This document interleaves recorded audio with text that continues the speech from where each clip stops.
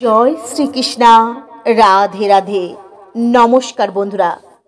পৌষ মাসে আপনাদের সদর দরজায় রেখে দিন এই জিনিস। এরপরে দেখুন আপনাদের পরিবারে অনেক সাফল্য আসবে।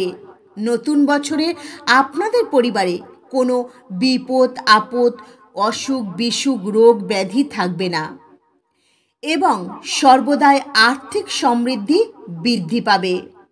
মা লক্ষ্মীর কৃপা যদি আপনারা পেতে চান তাহলে এই পৌষ মাসের বৃহস্পতিবার সদর দরজায় মা লক্ষ্মীর প্রিয় এই জিনিস যদি একবার রাখতে পারেন তো আপনাদের পরিবারে সারা বছর কোনো অর্থের অভাব হবে না, আর কোনো অশুভ শক্তি আপনার গৃহে প্রবেশ করতে পারবে না। হিন্দু ক্যালেন্ডার অনুসারে এই পৌষ মাসটি হল বছরের নবম মাস। এই পৌষ মাসে সূর্য দেবতা ও নারায়ণ পূজা অত্যন্ত ফলদায়ক বলে মনে করা হয়। এই পৌষ মাসে সূর্য দেবতাকে ভোগ নামে পুজো করা হয়। এছাড়াও এই পৌষ মাসকে পূর্বপুরুষের মুক্তির মাস বলা হয়। এই পৌষ মাসে পিণ্ডদানের বিশেষ তাৎপর্য রয়েছে এবং বিশ্বাস করা হয় এই পৌষ মাসে পিণ্ড দান করলে পূর্বপুরুষের আত্মা মোক্ষ লাভ করতে পারে এবং তারা সরাসরি বৈকুণ্ঠ ধামে চলে যায়। তাই এই পৌষ মাসটিকে ছোট পিতৃপক্ষ মাস বলা হয়। তাই এই মাসে সব ধরনের মাঙ্গলিক কাজ একেবারে নিষিদ্ধ থাকে, যেমন বিবাহ, অন্নপ্রাশন, উপনয়ন, গৃহপ্রবেশ, গৃহ উদ্বোধন। বন্ধুরা, এই পৌষ মাস অবশ্যই আপনারা চেষ্টা করবেন খুব ভোরবেলায় ঘুম থেকে উঠে পবিত্র নদীতে স্নান করার। বন্ধুরা, আপনারা যদি স্নান করতে না পারেন পবিত্র নদীতে, তাহলে বাড়িতে যে জলে স্নান করবেন সেই জলে অল্প একটু হলুদ আর গঙ্গা জল দিয়ে স্নান করে নেবেন। তাহলে আপনাদের বাড়িতে বসেই গঙ্গা স্নান হয়ে যাবে। এই পৌষ মাসে প্রত্যেক দিন সূর্য দেবতাকে আপনারা জল অর্ঘ্য নিবেদন করবেন। তা অত্যন্ত শুভ হতে পারে আপনাদের জন্য। আর অর্ঘ্য নিবেদন করবার সময় জলের মধ্যে লাল ফুল, একটু সিঁদুর, একটু চন্দন দেবেন। তারপর সেই জল সূর্যদেবকে অর্ঘ্য নিবেদন করবেন। আর অর্ঘ্য নিবেদন করবার সময় আপনারা ওং আদিত্যায় নমঃ এই মন্ত্র জপ করবেন। কারণ এই মাসটি সূর্যদেব ও ভগবান নারায়ণের অত্যন্ত প্রিয় মাস। বন্ধুরা, ভগবান নারায়ণ ও সূর্যদেবের আশীর্বাদ পাওয়ার জন্য আপনারা অবশ্যই এই পৌষ মাসের প্রথম দিন থেকে এই নিয়মগুলি পালন করতে শুরু করবেন। বন্ধুরা, এই পৌষ মাসে আপনারা যদি সকল নিয়মবিধি মানতে পারেন তো আগামী দিন অর্থাৎ 2025 সাল নতুন বছর আপনাদের জন্য অত্যন্ত শুভ হবে। আপনারা সৌভাগ্য লাভ করতে পারবেন। আপনারা এই পৌষ মাসে গায়ত্রী মন্ত্র জপ করবেন, অত্যন্ত উপকারী আপনাদের জন্য। এই গায়ত্রী মন্ত্র জপ করলে আপনাদের কুণ্ডলিতে সূর্যের যে অবস্থান রয়েছে সেই অবস্থান আরও অনেক বেশি শক্তিশালী হয়ে উঠবে। তাই যে ব্যক্তি গায়ত্রী মন্ত্র জপ করবেন তার সাফল্য নিশ্চিত। অবশ্যই মনে রাখবেন, এই পৌষ মাসে দান করা, পবিত্র নদীতে স্নান করা অত্যন্ত শুভ হতে পারে আপনাদের জন্য, পূর্ণ ফলদায়ক হতে পারে। এই শীতের মাস, এই শীতের প্রভাবে এই পৌষ মাসে গুড়, তিল, বাদাম, লবঙ্গ, আদা ইত্যাদি গ্রহণ করা উচিত। এই পৌষ মাসে সূর্যদেবের উপাসনা করলে তা আপনাদের জন্য অত্যন্ত শুভ হতে পারে। তাই অবশ্যই আপনারা পৌষ মাসে সূর্যের উপাসনা করুন আর নিজের কুণ্ডলিতে সূর্যকে মজবুত অর্থাৎ শক্তিশালী করে তুলুন। যাদের জন্মের তালিকায় সূর্য দুর্বল, অশুভ, তাদের জন্য অত্যন্ত গুরুত্বপূর্ণ বলে মনে করা হয়। এই মাসে সকালে ঘুম থেকে উঠে স্নান করে যদি সূর্যদেবকে অর্ঘ্য নিবেদন করতে পারেন তা অত্যন্ত মঙ্গল হতে পারে আপনার জন্য। বন্ধুরা, জীবনে মান সম্মান সাফল্য সব কিছুই লাভ করতে পারবেন যদি কোনো ব্যক্তি নিষ্ঠা ভক্তি সহকারে গোটা পৌষ মাস সূর্যের উপাসনা করতে পারেন। তাহলে ওই ব্যক্তির সারা বছর সমৃদ্ধি লাভ করতে পারবেন। তাই অবশ্যই আপনারা একটি তামার ঘটি নেবেন। তামার ঘটিতে 1 ঘটি পরিষ্কার শুদ্ধ জল নেবেন, লাল ফুল দেবেন, একটু লাল চন্দন, একটু সিঁদুর দেবেন। তারপর সেই জল সূর্যদেবকে অর্ঘ্য নিবেদন করবেন। অবশ্যই সূর্যদেবের আশীর্বাদ আপনারা জীবনে পাবেন, শুভ ফল লাভ করবেন। বন্ধুরা, এই মাসে গরিবদের কম্বল দান করা অত্যন্ত শুভ একটি কাজ। যদি আপনারা করতে পারেন বন্ধুরা, আপনাদের জীবনে অনেক উন্নতি হবে। সূর্যদেবের আশীর্বাদ সর্বদাই আপনারা লাভ করতে পারবেন। বন্ধুরা, আপনারা চেষ্টা করবেন এই পৌষ মাসে লাল ও হলুদ রঙের পোশাক পরবার। বন্ধুরা, এটা বিশ্বাস করা হয় এই পৌষ মাসে প্রত্যেক রবিবার সূর্যের উপাসনা করলে, সূর্যদেবকে তিল ভাতের খিচুড়ি অর্পণ করলে একজন ব্যক্তির ভাগ্য খুব তাড়াতাড়ি উজ্জ্বল হয়ে উঠতে পারে। প্রত্যেকটা কাজে সফলতা অর্জন করতে পারবেন। আর বাড়িতে সর্বদাই ধন সম্পদ বৃদ্ধি হবে।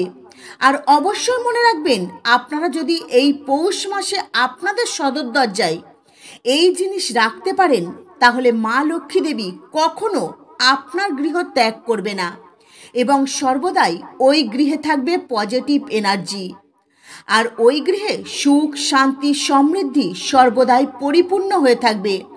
নতুন বছরে এই পৌষ মাসে মা লক্ষ্মী ও ভগবান বিষ্ণু এবং ভগবান শ্রীকৃষ্ণর যদি আশীর্বাদ পেতে চান, তাহলে পৌষ মাসের প্রথম বৃহস্পতিবার থেকে পৌষ মাসের প্রত্যেক বৃহস্পতিবারে অবশ্যই আপনারা হলুদ রঙের বস্ত্র পরে মাতা লক্ষ্মী ও ভগবান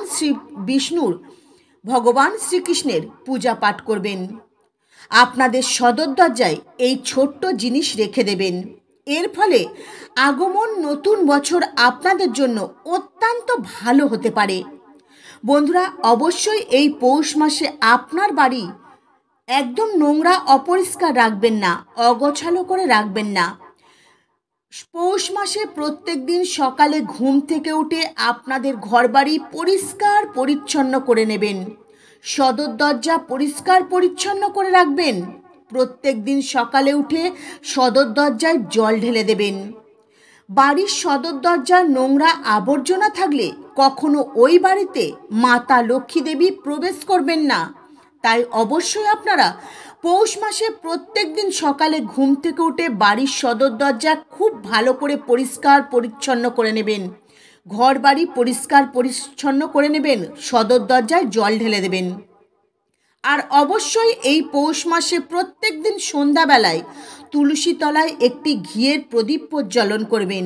আর ভগবান শ্রীকৃষ্ণ, মাতা লক্ষ্মী দেবী, ভগবান শ্রীবিষ্ণুর নাম স্মরণ করবেন।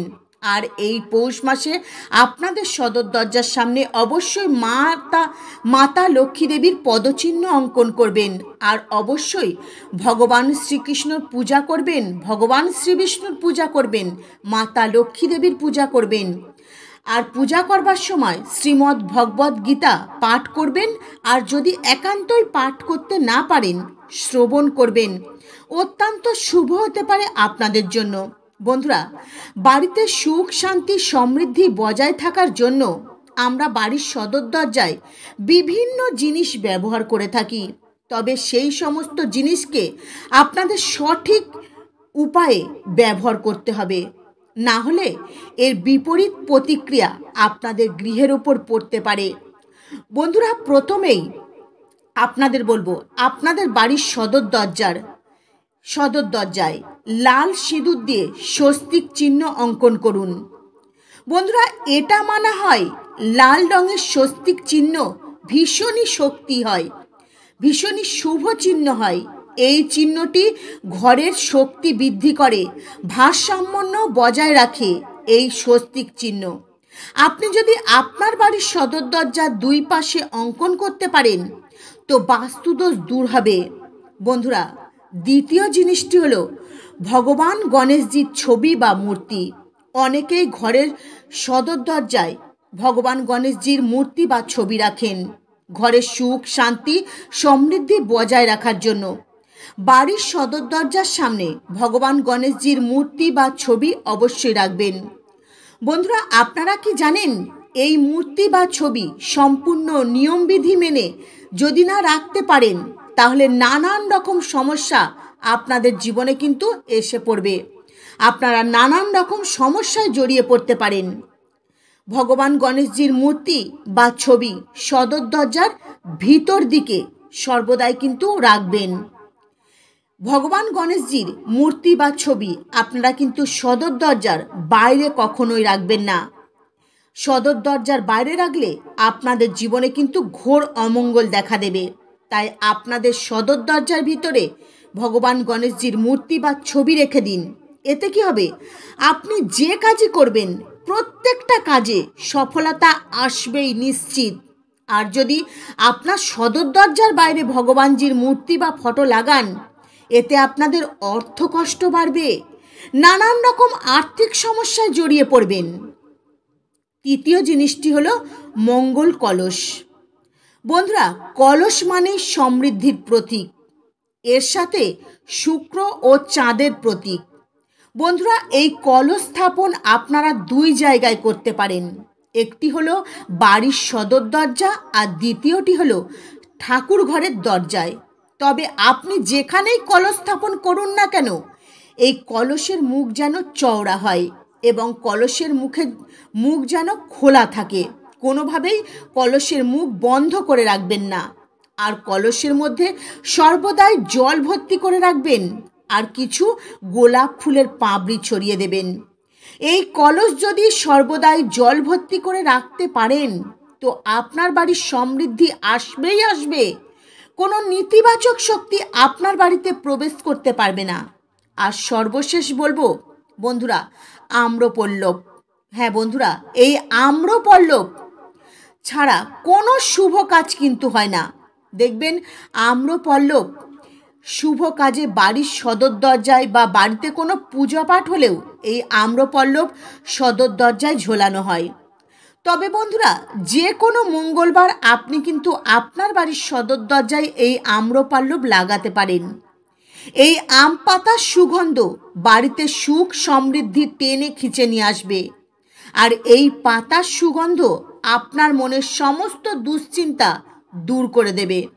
তাই বন্ধুরা, এই চারটে জিনিস আপনারা যদি পারেন আপনাদের বাড়ির সদর দরজায় এই পৌষ মাসে রাখতে পারেন। আর অবশ্যই মাতা লক্ষ্মী দেবীর পদযুগল আপনাদের সদর দরজায় অঙ্কন করবেন। সদর দরজা থেকে অঙ্কন করতে করতে আপনারা সোজা আপনাদের বাড়ির ভিতরে মাতা লক্ষ্মী দেবীর পদচিহ্ন অঙ্কন করবেন। আর আপনাদের ঠাকুর ঘরের সামনেও মাতা লক্ষ্মী দেবীর পদচিহ্ন অঙ্কন করবেন। দেখবেন আপনাদের গৃহে সর্বদাই মা লক্ষ্মীর আশীর্বাদে সুখ শান্তি সমৃদ্ধি বজায় থাকবে। তো বন্ধুরা, আজকের মতো ভিডিও এই পর্যন্তই। আপনারা ভালো থাকবেন, সুস্থ থাকবেন। নমস্কার। হরে কৃষ্ণা।